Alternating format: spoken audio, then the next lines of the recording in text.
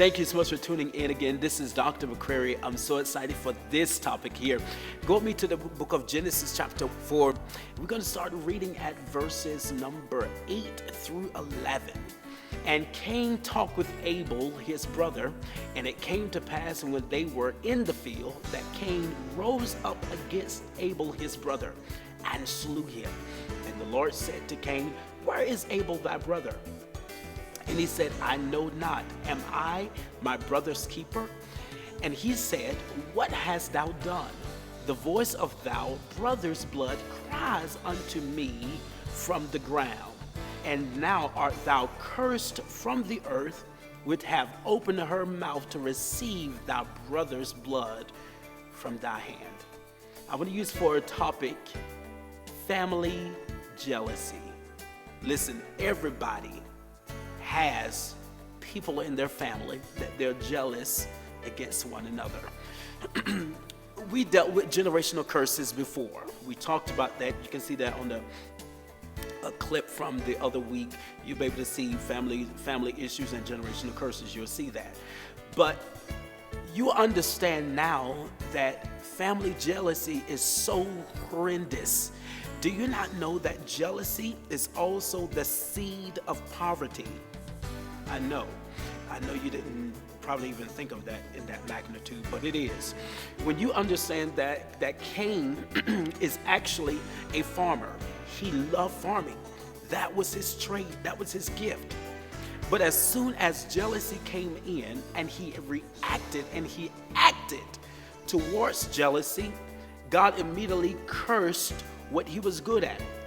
I know that we understand the scripture, wherever a man sow, that he shall reap. As well as whenever there is seed, there is harvest. There's seed time and harvest.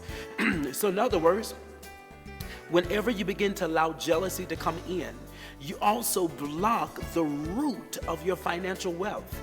Right here immediately, verse 11, it say, "And now art thou cursed from the earth, which hath opened her mouth to receive thy brothers." So blood. So now, if Cain was trying to sow anything, trying to harvest anything, it was cursed. He could not.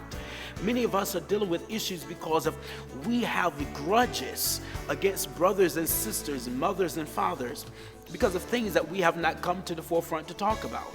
But it's remarkable to me in verse 8 that Cain talked to Abel.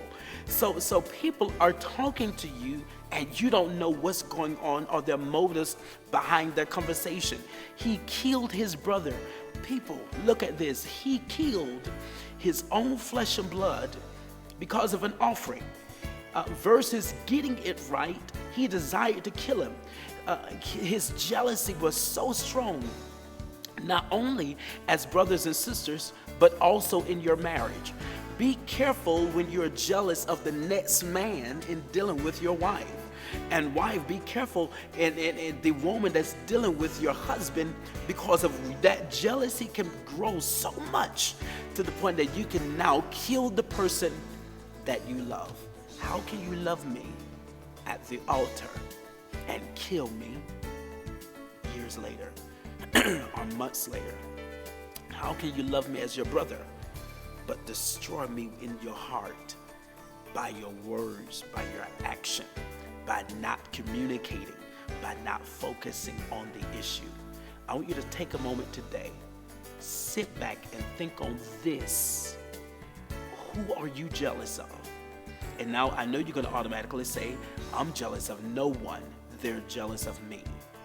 That point, give me the conclusion that there's something in you that's insecure and you're also going through the same thing.